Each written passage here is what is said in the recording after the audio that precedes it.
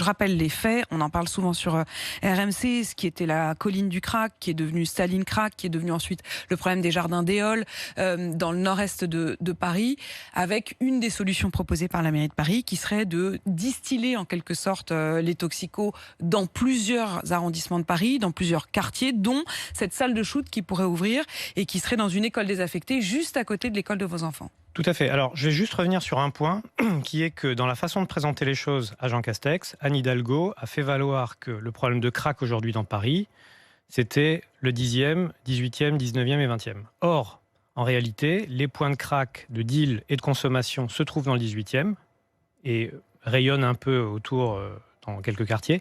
Mais dans le 20e, aujourd'hui, il n'y a aucune situation de deal ou de consommation. Il n'y a pas de toxico dans les rues, dans le quartier où vous êtes, et ce que vous redoutez, c'est qu'en fait on diffuse la question du crack. Ce sera inévitable. Ce sera inévitable. À partir du moment où on fait venir des consommateurs, on fera venir les dealers, et donc on va pourrir une situation dans un quartier qui... Qu'est-ce que vous savez de cette salle? Parce que est-ce qu'on en est au stade de la rumeur? Est-ce qu'on essaie de vous vendre un peu le projet, de vous rassurer? Est-ce que il y a des arguments pour? Ce qu'Anne Hidalgo a écrit à Jean Castex, c'est l'ouverture d'une salle de soins rue Pelleport, dans le 20e. Ça a été écrit dans un courrier du 31 août.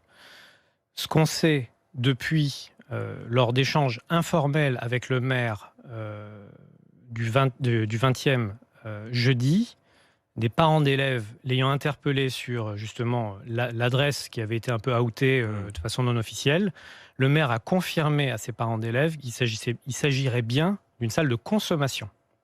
C'est ce qu'a dit notamment, et c'est ce qu'il a confirmé au journal Le Parisien, en disant qu'il était déterminé. Je suis déterminé à mener ce projet. Je ne crois pas aux soins sous contrainte comme le préconise Rachida Dati. C'est en créant des lieux notamment de consommation, qu'on peut amener les toxicomanes vers le sevrage. Voilà ce que dit donc le maire de votre arrondissement. Mais cela dit, je vous pose la question et en même temps vous n'y êtes pour rien, mais enfin on l'entend bien ici même. Qu'est-ce qu'on en fait? Où est-ce qu'on les met? Alors, c'est une grande question, mais... avant ça, est-ce que... Il y avait la colline du crack, elle a été démantelée. Il y a eu le jardin d'Éole, il a ensuite été interdit d'accès aux toxicos qui se retrouvent sur le pas de la porte. Si on ne crée pas ces salles, où est-ce qu'ils vont? Alors, ces situations sont des échecs. Nous, ce qu'on pointe, c'est qu'on ne veut pas reproduire ces échecs, ces situations d'échecs, chez nous. A fortiori, d'un quartier qui comprend 1000 élèves, où il y a 3 groupes scolaires, plusieurs crèches, des EHPAD.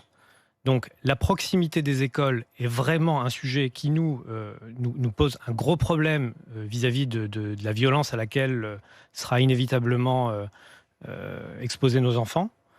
Donc moi, mon sentiment, c'est de dire il faut traiter ces gens qui sont en détresse, mais on ne va pas les traiter au cœur de la cité, juste à 20 mètres d'une école et avec 1000 élèves dans un rayon de 250 mètres.